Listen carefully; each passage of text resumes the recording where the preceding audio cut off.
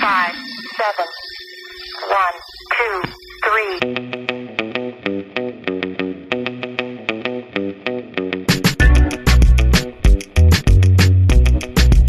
3. Hi, this is Pods and Ends, the junk drawer of pop culture and geek podcasts.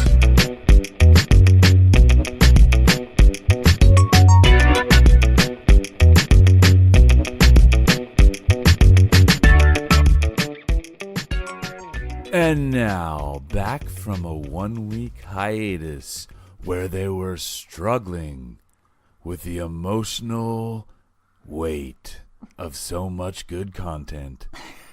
Your friends and ours, us, Pods and Ends! Hello! So yeah, we're back. Gonna talk a little in-game, gonna talk a little Game of Thrones. And with me to talk about these things are... It's Shelby. And Sophie. And I'm Phil. Yay! Yeah, he is. So how can we talk about two incredibly important things without having everyone here? So that's part of why we took a hiatus. Also, there's just a lot to contemplate. Mm-hmm. So we needed that extra week. Mm-hmm. Thank you all for joining us. We're going to start today with Game of Thrones. So we'll go across the pond since, you know, most of the people in Game of Thrones talk like with that funny accent. So we assume that they know more about it than we do. Like Ed Sheeran. Exactly. Like Ed Sheeran, who was also in Game of Thrones. Exactly. It's all I thought that was Phil. Together. This brief cameo. He's got a good singing voice. Right, hit us up. All right. So, Sophie, do you think they played it safe in the most recent Game of Thrones? Or did they Game of Thrones our expectations? I think that they Game of Thrones our expectations. I think they're not... I don't know if they're consciously trying to be unpredictable, but I'd say the series as a whole is unpredictable. It does... things, you know, I mean, I always go back to that they killed Ned Stark off in, like, the first series. That was just, no one was expecting that. And I think everyone was kind of thinking this is going to be a bloodbath this week. But there still were some key deaths, which we'll talk about later. But I don't think they played it safe unless there are certain people who survive to the very end of the series who I think perhaps have no business being alive in Westeros. So I am going to need to come back to that question. I'm tentatively saying no because there are people I think may have been kept alive for a reason now, and they will come into play later and potentially die later as well. So for me, it's like they're not playing it safe because it could be key later. But yeah, if someone like Grey Worm is living out this series when he has no business being alive in Westeros, then I'm going to say that was playing it safe then to not just kill him off now. So we'll see is my answer, basically. Okay, all right. What about you, Phyllis? I think that they played it safe. I think they are playing it safe, and I think they are keeping people alive. Tormont. Is that the right word, Soph? Tormod. Exactly, the ginger guy. Because he's a fan's favourite. I think that someone like him should have died in the last episode. And I think that they've got to do something special in the last 3 episodes to pull this series round. I'm going to step in because I pretty much agree with you wholeheartedly. I am not as invested now as I was going into the battle. Because I don't know, to me this whole series was building up to this. Like, the winter is coming, the mantra, like, here comes the Night King, here comes the undead. Oh my gosh, what are we going to do? Oh, we're going to have one battle and end it. Okay. Now I don't really care about this crap with Cersei, to be honest with you. It's minor, it's background. I would have thought it would have been more interesting. And I guess this is me getting my expectations to do the better of me. But I don't know. I thought it would be more interesting if we had our good guys, our northern contingent, whatever you want to call them, hemmed in between the bad humans in the south and the bad undeads in the north. But this also brings up another strange point that I've been thinking about. So if the entire White Walker's Night King contingent is trying to take out the three-eyed raven, why did they need a wall if he was already up there? Are they actually trying? Is the wall to keep the three-eyed raven out so then the White Walkers don't come looking for him down there? Or did they not care until he touched Bran? I don't know. I think they snoked the Night King a little bit here in that he seems to be there just to move the plot, and now when they don't need him anymore because they want the north part to fight Cersei, they're just like, we're going to get rid of this. We're going to tie this loose end up, and then we're just going to move on to the rest of the story. So, I mean, I don't know. I think they've had to save that a few times with, I think where George, I'm going back to George Martin here, like, I feel like he created this massive sprawling series and had no idea of how to tie it up. And so I don't know if this is a case of, you know, Benioff and Weiss coming in and being like, right, we need to wrap this up, otherwise this is going to go on for 20 seasons.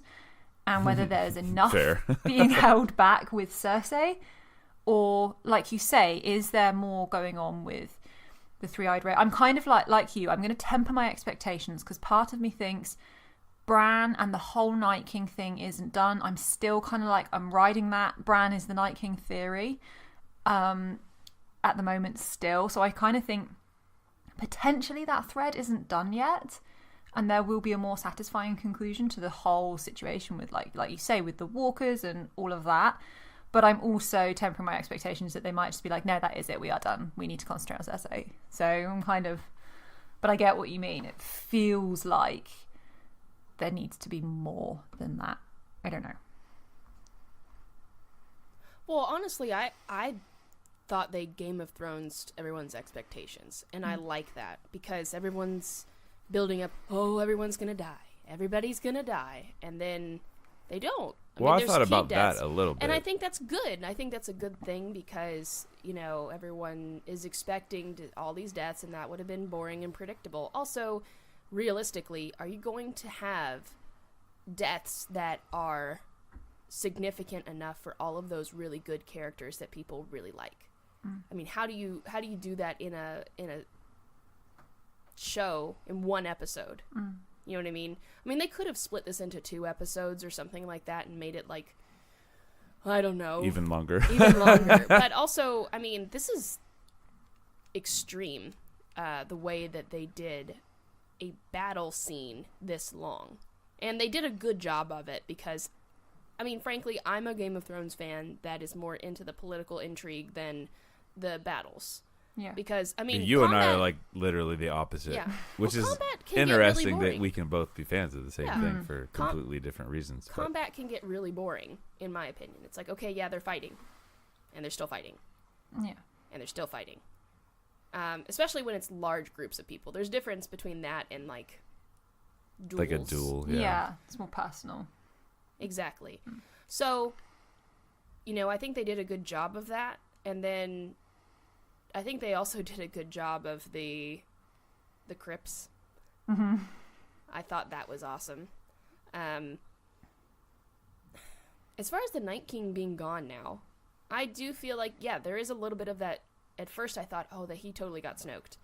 But then I'm thinking, isn't that more interesting to have everyone have this common enemy, which is like a really played out trope.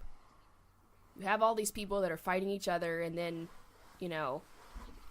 Well, yeah, I didn't want them to band together. I'm not saying like that Cersei should have gotten on board once they came I hear down. What you're saying, but what I'm trying to say is, we had, you know, 3 groups: Night King, people who were fighting for the living, and Cersei. Okay, I mean that's kind of like every alien invasion movie. There's the people who are trying to make sure we live, the people who are just not getting on board and don't understand, and then the aliens invading Earth. that happens all the time. Now it's like, okay, they won and they fought and they succeeded. Now what? And now all these people have different alliances and they can go back to the things that really matter to them. That whole like, oh, none of this matters if we're not living. So they were trying to get over that, and people, the only reason they were binding together was because of this, well, we all want to live.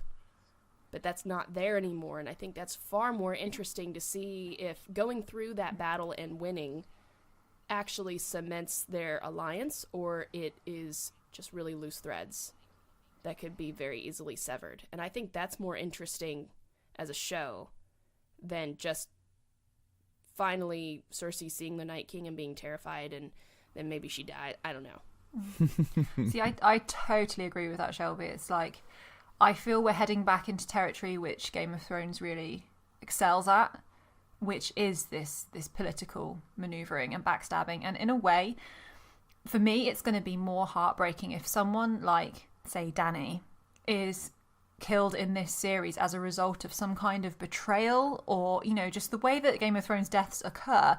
They don't tend to do mass killings in Game of Thrones of major characters. It's usually, you know, the odd pretty big and dramatic death here and there, and like scattered throughout the series. So I kind of think, to me now, the deaths are going to be more personal, because suddenly you've got, you know, brothers fighting sisters, you've got, you know, loved ones turning on each other, or uncles and aunts, or whatever she is now. You know, like, this is where they can actually really hurt each other now, where if you die by the hand of the Night King, you've like died in the great fight, haven't you? You know, that's a heroic and honourable way, you know, like, it's an honourable way to go. Whereas if you die in some pointless, stupid bickering, you know, like Robb Stark, and that was tragic because it was so avoidable and pointless. And I just, yeah, I feel like we're in territory now, which is where Game of Thrones just excels at, and that does excite me.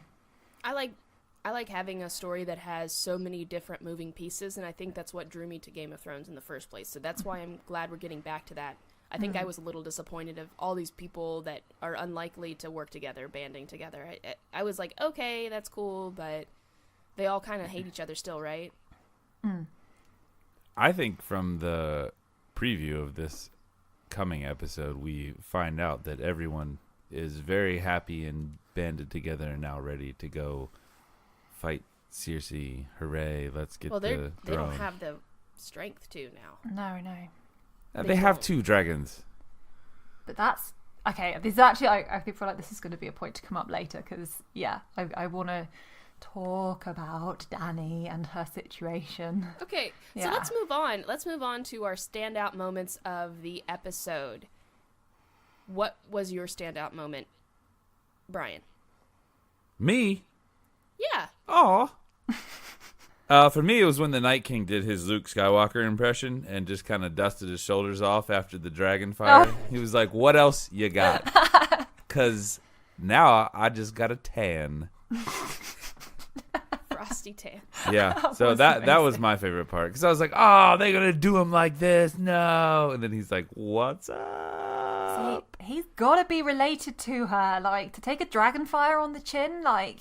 But ordinary he's fire. Also just, Nah, he's just that cold. Yeah, he's colder than Dragonfire.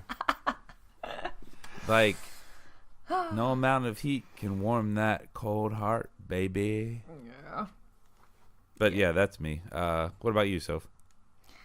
I think it was. I mean, obviously Arya being Lightbringer was just amazing. And that was just so epic because it's the culmination. In fact, Arya is my standout moment. Like, you have taken her character, and we've had references from What Do We Say to Death? Not Today. We've got the dagger that was like Littlefinger's dagger that started this whole debacle, and it all came down to Arya, and she did it, and it was just amazing. And she's gonna go shut a pair of green eyes in the next few episodes. So yeah, that's mine. Arya taking out the Night King. Is there anyone else that has green eyes that this could be like? Technically in the show, Dany, but she's supposed to have purple eyes. Yeah. But the contacts made the actress's eyes like swelly and puffy and gross. Yeah.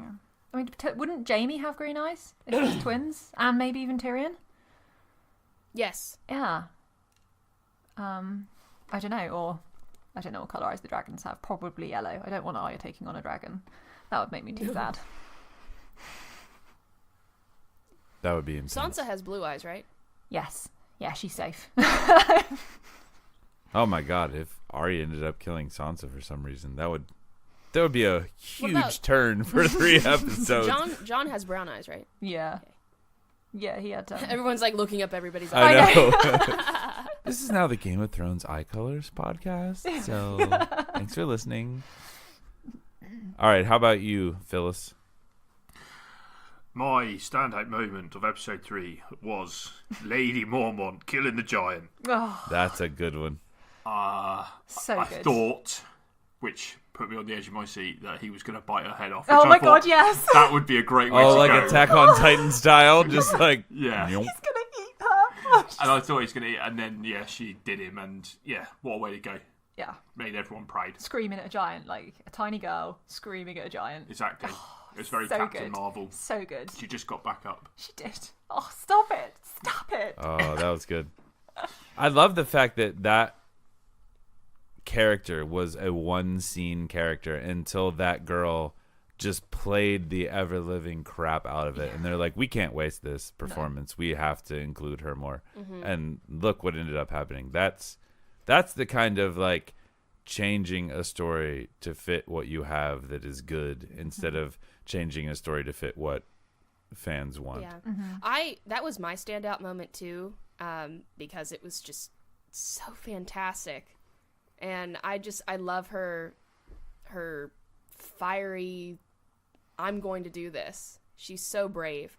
But since Phil already talked about that one, my second standout moment was definitely, how do you say it? Melisandre? Yeah. Okay. So, her coming in and lighting the swords got me so excited, especially because I predicted it. But also, I was gonna say, don't pat yourself on the back too hard. I mean, there. I just kind of predicted it, but no big deal. But I did like it because it was super cool. The visual effect was awesome, and then how it played out from there, oh my where they gosh. like, When they all go out. yeah, Which also I want to be like, that's so rude to do that to the Dothraki. Like, so you take the native people and just send them out there by themselves. well, it was while we all chill. They in the were back. told not to cross the sea, Oh mean, my gosh, you're right. so they should have known what was going to happen. Just saying. I mean, there's no more Dothraki, right? Like that's Nope. the end. There's probably some like scattered tribes Back still, over the sea, yeah. Hopefully. Yeah, but the largest contingent is now either dead. Well, either way, they're dead because of Dany. Either she burned them alive or she. Yeah. Whoops.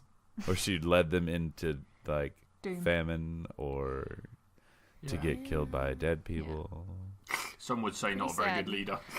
Yeah. Hashtag get don't her follow riled Dany. up. Conversation. Unlike John, I'm who brought feeling the wildlings down from the north and saved them. But really, just I saying. know, but what Oh did he do my last God. episode, you know? Just saying, just A lot of those yelled at wildlings Dragon. died too. Someone take All control right. of this podcast now. Yeah, I was gonna say before everything goes So to anarchy. speaking of death, what death was the most impactful to you, Brian? Obviously, the Night King, Yeah, definitely. because he is the most important character. Now the show's ruined. Ruined. Yeah, unpopular opinion, but whatever. Like I said, the whole battle or everything surrounding the Night King was what I was most looking forward to, and now it's over. Now we're just getting back into this like human squabbling nonsense. But I don't know, it's kind of representative on a whole of kind of killing magic, because Melisandre's gone now, the Night King is gone now, we have 2 dragons, but I have a feeling they're not going to end up alive at the end of this. So everything that is magical about this is over, and now we're just moving into a, I don't know, medieval soap opera. We still have dragons. I said pretty- that, but I don't think they're going to last.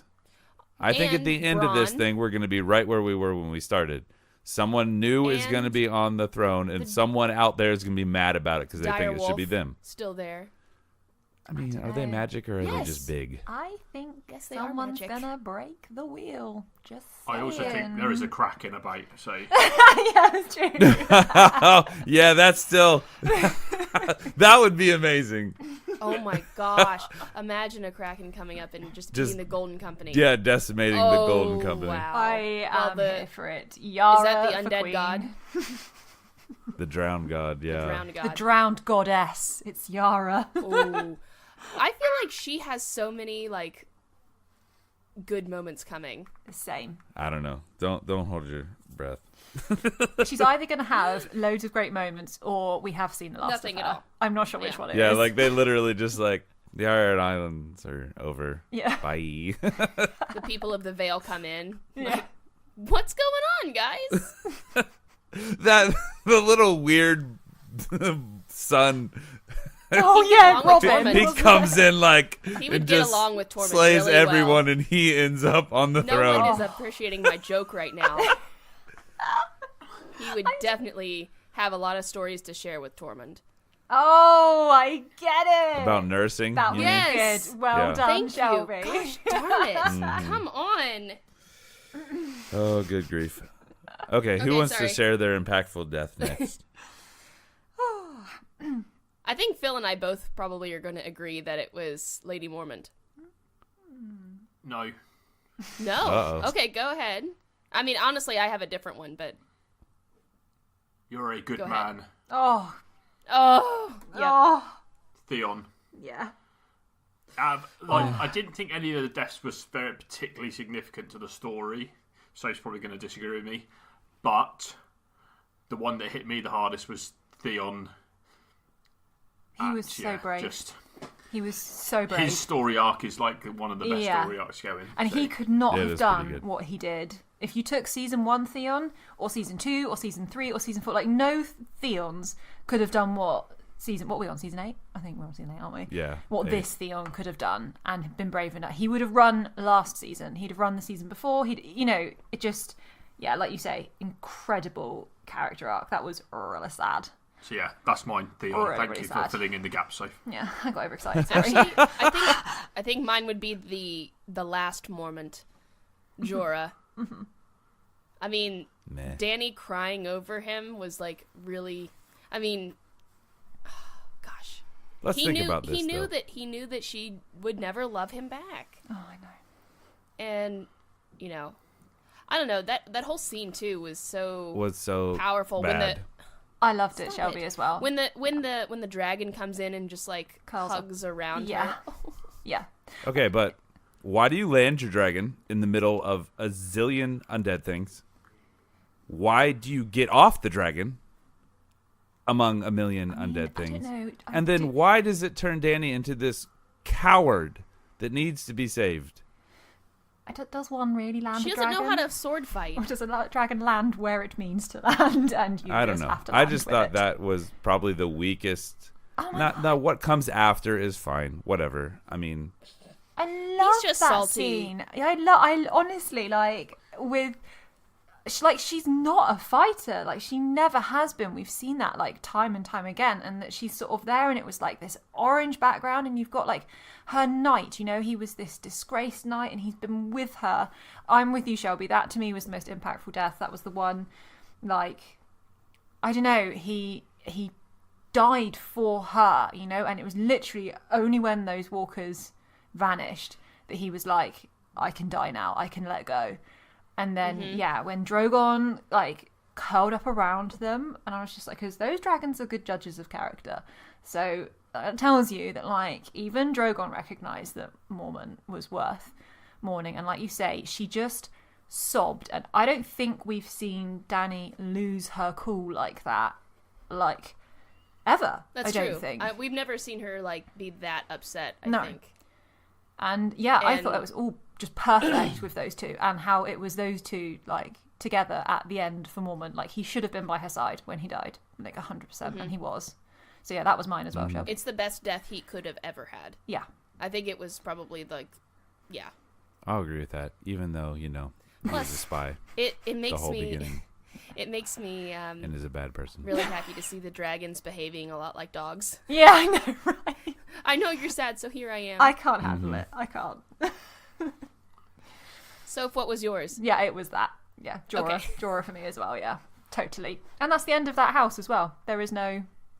The rains don't pour on their halls anymore, or whatever it was. What was it? We're not a big house, but we are a proud house, is what she said, and they died proud. R.I.P. Mormont family. Indeed. So, all right, yeah, on to the future. yeah, so maybe instead of death, birth of new ideas, what seeds were planted that you're expecting to grow before the finale? Brian? Well, I want to know what's going on with Bronn of the Blackwater. Oh, yeah. I know that wasn't planted in the battle. I don't think anything really changed in the battle as far as what's going to move forward.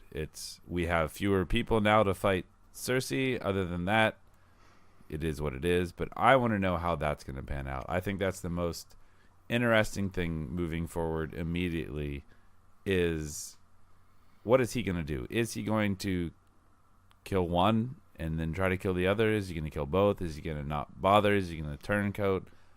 What's he going to do? Where do his actual allegiances lie?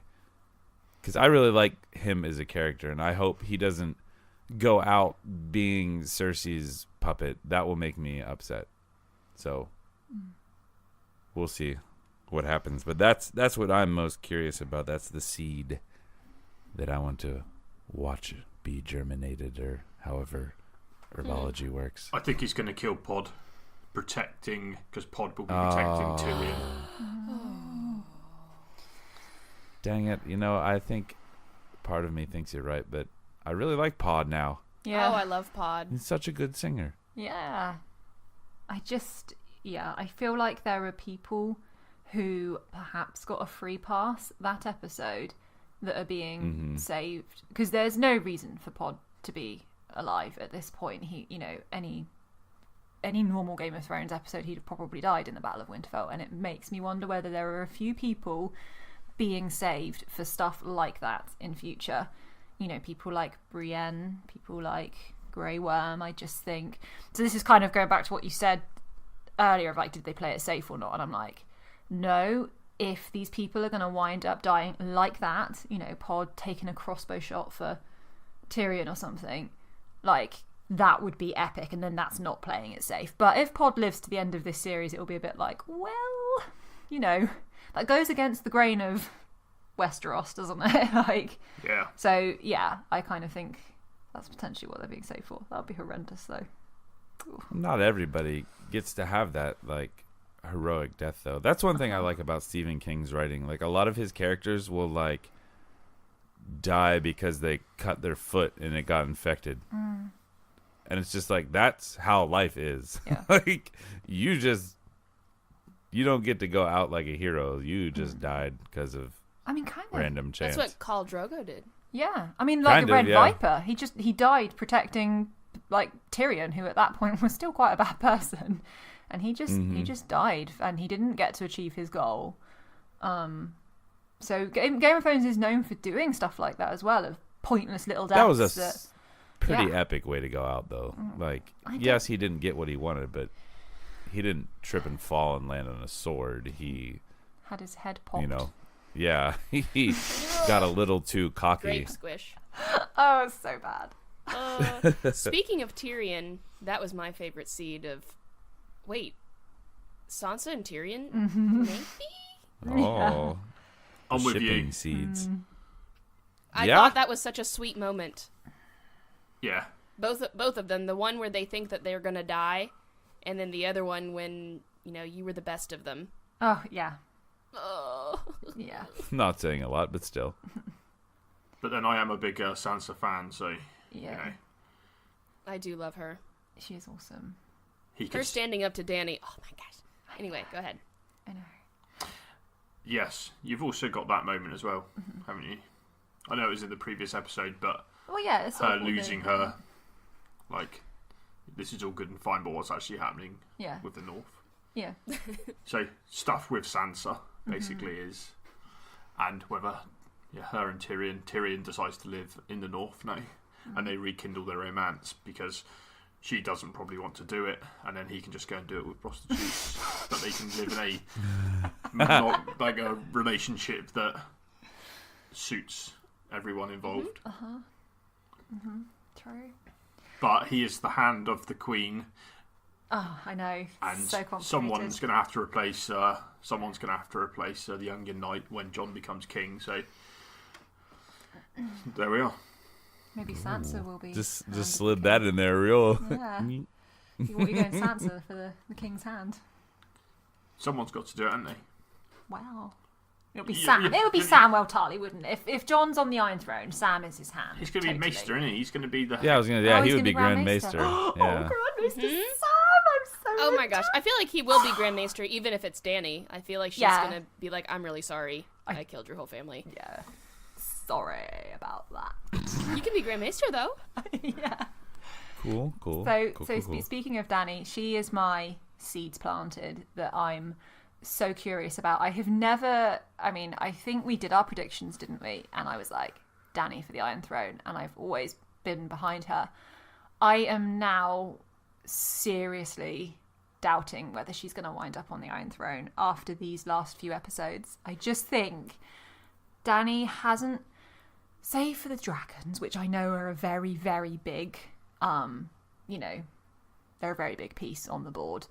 I don't think she's ever been this vulnerable. Now that she's lost Jorah, who's like, he was going to die for her.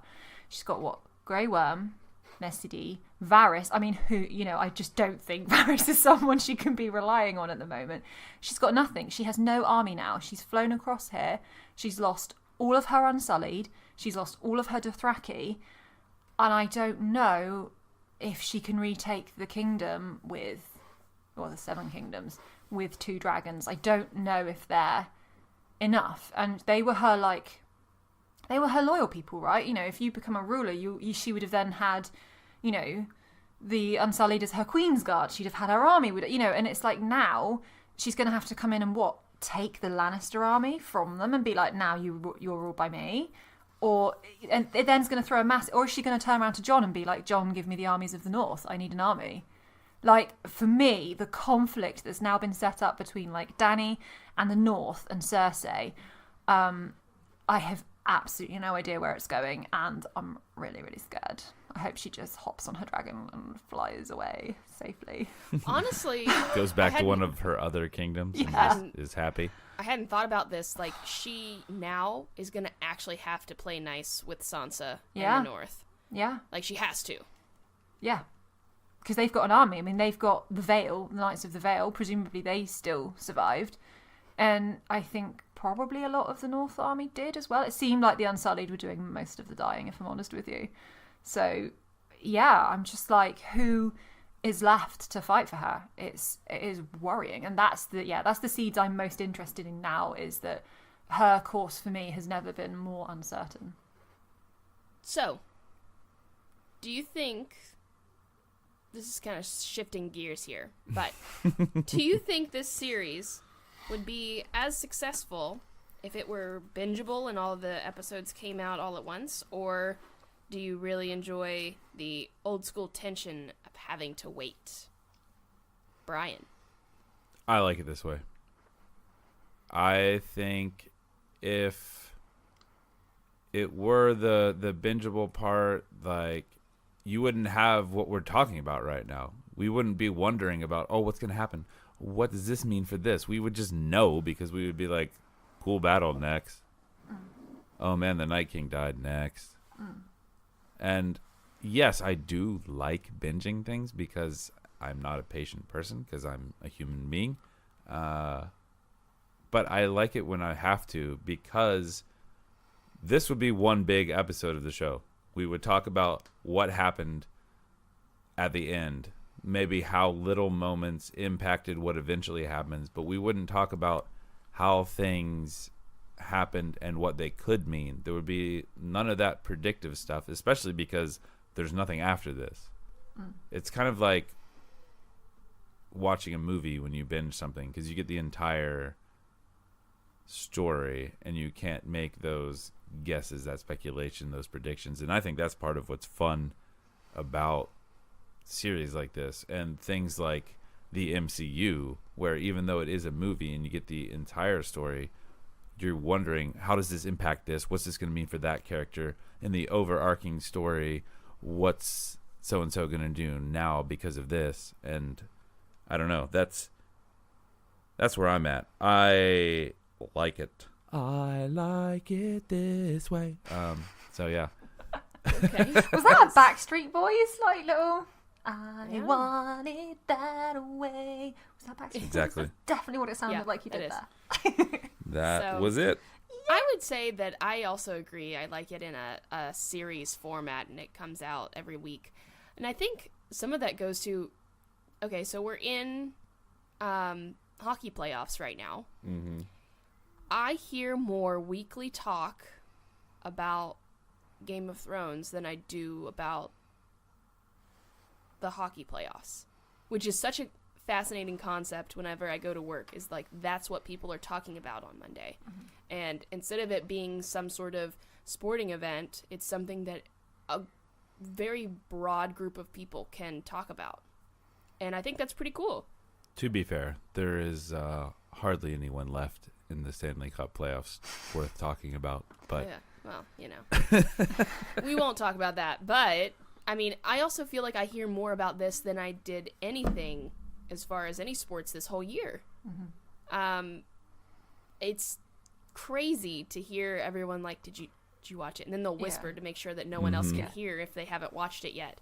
And it's really neat to see something that isn't like the typical thing that you talk about at work being the thing that you talk about, like a TV show. I don't ever remember this being, any TV show recently, being so profound that people talk about it. Walking Dead was like that for a while, but it fell off. Yeah. I had to meet a colleague for some work chat in a coffee shop because we decided it was a more relaxed scenario and we both didn't want to be in the shop. So we sat there 4:30 on a Monday afternoon, and most people in the UK don't watch it until at least 9 o'clock on Monday night because that's when it's shown, like prime, unless you record it. And two guys decided just to start talking about the episode. And I made it very clear that they need to keep their voice down and not talk so loudly about it. And this was on a full coffee shop. And I don't think many programmes would get that reaction of, I literally don't want to know, and don't be idiots because most people haven't even seen it yet just because you've got up, or you don't have jobs so you can watch it whenever you want to watch it. A lot of people... Not salty. A lot of people don't get home until 5 o'clock after they finish work and then can watch it then. So I think, it's got that special thing. And then we saw the episode and...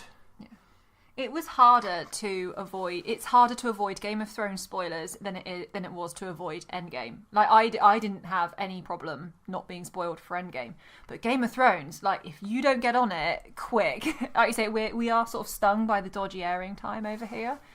But it's like you're saying, so that's how prevalent it is that I've got, there's a group of people and we're all waiting to talk about it at work. And it reminds me of when Friends was back on the telly. That's the last time I can remember it being something that anybody was like, oh, did you see the last episode? And then you'd have the cliffhanger and you'd have to wait till the next week. But because there's only a week between it, it's like we don't have too much time to obsess. It wasn't like between The Force Awakens and The Last Jedi, where we basically had written out the entire film in our heads and we're like, oh, right. What do you mean? Yeah, it then, didn't go that way. Like, we've only got a week to chew it over and then we're ready for the next episode, and I think that's good. But yeah, I agree with everything everyone has said. I think it's nice, and I actually don't think it would have done as well if it was bingeable either. I think part of its success has been, like we've seen, haven't we, there's like reaction videos, people go to like bars and they sit and watch it all together as groups and stuff, and like that's just so unheard of for a fantasy. It is like a sport, like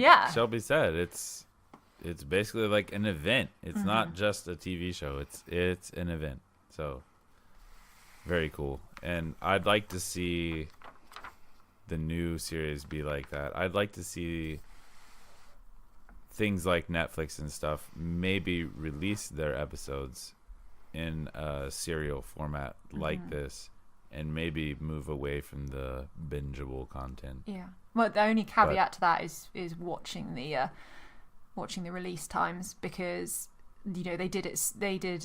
I know that it's a kids' show, it's nothing in the realms of Game of Thrones, but like Star Wars Rebels, we were airing about 6 weeks behind the US, and I don't care about that. That's fine, but the next big show for me that I'm eyeing up will be The Mandalorian, and it will break my heart if we are that far behind, because then you're just gonna know everything. So that's missed it all. Yeah, that's my only caveat. Is it's cool to Game of Thrones, they've got it as close as they can to us being able to watch it at the same time as it airs in the States, which is fine. We can make the choice to set our alarms early and get up, or I can avoid spoilers for one day at work. But yeah, I couldn't do it if it was weeks afterwards. I just wouldn't be as interested. I think that's part of the reason why I have been in no rush to pick up Rebels, because I know what happens. I know everything that happens in that. So what's the point? So that's my only caveat. I agree. I really hope the next Game of Thrones series is the same, and I hope The Mandalorian's the same. It's cool as long as we can kind of all enjoy it as close together as we possibly can. I appreciate it's not always feasible with different time zones, but yeah, I understand the time zone thing. It would be hard to make things come out like simultaneously. Yeah. I mean, but as far as something on a streaming service, I don't understand how they couldn't. Okay, this episode is available here. It would be just like Game of Thrones airs here. It's the same time for everyone. It's just because of time zones. It's a different spot in the day. Mm-hmm. If a streaming service were to do the same thing, like this episode goes live 6 p.m. Eastern, and then it's just there for everyone at that time, whatever it happens to be for your time zone. But I think do it at like 9 a.m. on Pacific time or something, and still. Well, it's always going to jack somebody up. Yeah. Like, you can't get spoiled in your sleep. That's why we've done all right with Game of Thrones. It's fine. We're sleeping oblivious. But yeah, I think if they start messing around and delaying things, that's when people get hacked off. And I don't know how this stuff works, but I would think like HBO is one network. It's a premium network. That's why they're able to do everything universally. The Disney Plus or whatever, because I think Netflix shows all drop at the same time. Yeah, they do. Right? Sure, they do. Yeah. Yeah. So, and that's because it is one self-contained thing. So when you have network television, there's all kinds of different rights and commercials and blah blah blah blah blah. That's what I think gets in the way of things like you were saying with Rebels and air dates for that. So I think Disney Plus, in all theory, should be able to do something like this. Yeah. Where it's all at the same time. So finally, point forward predictions. Brian. Oh, good heavens. I know we talked about this a little bit, so just like brief overview. I don't know what's going to happen, and that's a good thing, but I also kind of don't care what happens at this point. I'm not like, I don't have pins and needles hopes like Soph does that Dany's on the throne and, has her 2 dragons next to her and, I don't know, little inbred Stark Targaryen children on her knee. I don't know. Can you stop? You're making me well up. Wow. Oh, I don't know. I gloriously have no predictions going forward, so I am just going to watch with glee and see what happens. What about you, Schwelbert? I predict that they're going to try and get ready to go down and fight Cersei. And they're going to realize, nah, we can't do this. We got to get some more people. So they're going to come up with something. And they're going to resurrect the Night King, and he's going to resurrect his army, and then they're going to all go down. Honestly, together. You want to hear something? Oh my God! If that doesn't happen now, I'm mad. I could see Cersei seeing the destruction that the Night King did, and then making another Night King, basically. Oh, the How could she do it though? Aren't all the children Yeah, wilderness children gone you now. You just have to use a But weirwood tree and a. She's got her own undead stuff going on as well. That's true. Yeah, she's got the mountain. Yeah, so I wonder if she could see something like that and be like, "Oh, I'm just gonna make my own to fight them," or, they're dumb and they go and try and fight Cersei and things aren't looking good, and then Yara comes in on the sea with the Kraken. Oh my god! Riding the I just Kraken. want to. Riding the Kraken. She's like, I got my own dragon. If she doesn't pull the Kraken out, I am going to be disappointed. That would be awesome. Something has to happen because they can't defeat all those ships with Earth 4 ships, can they? They have to do something. There has to be something special and something like left wing that is going to happen. And to be honest, these last few episodes, or the dragons are just going to go sense. and like burn them all down, and it'll be like meh. Yeah, exactly. I think But we've there's seen that definitely already gonna with be the slave people. some more the dragon fire, like the stuff that they blew up the church with. I think that's going to be used. Yeah. Then they blow all that up. Isn't that how Not they all of blew it, up the church? I don't know. I think they blew up the whole that store. does sound maybe familiar. But I just feel like of all the people on the planet who deserve to kill Euron, it is Yara. Like 1,000%, he needs to die by her hand. Nobody else deserves to get him, to be honest. I agree. Because they've got bad I blood. don't know. I think that the person that's like Cersei's cheating on, like Jaime, should probably kill him. I think Cersei should kill him. Yes, or Cersei Just be like, kills I don't him. need you anymore. But Yeah. Bye. This little baby in my tummy. Yeah, you This little really... baby in my belly has You've nothing really to do done... with you. Actually, no, that wasn't even someone his. was saying It was like Jaime's. someone was saying, maybe she's not actually pregnant because she was drinking wine, and I want to be like, I don't think they know about fetal alcohol syndrome. or care. I mean, don't know, it's a the baby's well-explored already topic. inbred. What's a little alcohol going to do? I know, right? Maybe it'll help. I don't know. 2 negatives make a positive. I think that's probably how it works. Yes. Totally worked with Joffrey. FDA approved. Yeah, I'm kind of with you, Brian. I don't know that I can predict anything now. I can definitely feel my sort of, I'm shifting more towards that. I don't know if Dany's going to wind up on the throne. I think Jon kind of had a quiet last episode, which is ironic given that it was the Battle of Winterfell. So I'm moving now towards that it's going to be Jon on the Iron Throne or Sansa, because I'm into that. I'm less convinced. If you'd have asked me at the beginning of this series, I'd have said Dany is either on the Iron Throne or she's surviving, and I'm less convinced. Can you tell, by the way, that I'm slightly distracted by one character in this series?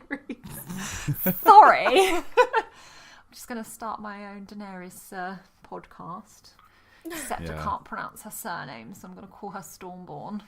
Okay, so mine. Daenerys Targaryen. Mine is that I think it is more and more likely that Dany is going to end up on the throne now, which, as we all know from Philip the Hater, I'm dead against it. So you've gone the opposite way to me, because you were convinced that it wasn't going to be her, I was like 100% convinced it wasn't going to be her. and you're thinking it is now. Why? Because she's had so many setbacks. Why? Because of the way that the last 3 episodes have panned out, I feel that the season is going to be finished and people... You think Dany's the crowd favourite? Is that what you're thinking? Jon Snow will say... Jon Snow's the crowd favourite, no, surely. Jon Snow will say, oh yeah, you can have it. I'm going to go and just knock about doing something. king. Yeah, he totally Beyond the would wall. say that as well. Yeah.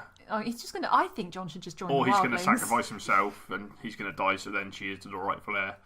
All right. Now, despite our best efforts, we talked too long about Game of Thrones and still have in-game to talk about. So we're going to split this podcast into 2 pieces. You're going to have the Battle of Winterfell and then our in-game solo show, because, I mean, let's be honest, in-game deserves its own show. So thank you for listening to this. If you have anything you would like to add about the Battle of Winterfell or where you think Game of Thrones is going in the future, hit us up at PNE_pod on social media. email us at contact@podsandends.com. Or check out our website, podsandends.com. So that is the Battle of Winterfell. Thanks for listening. Look forward to in-game and more Game of Thrones and other geek and pop culture content right here on Pods and Ends. Bye. Bye.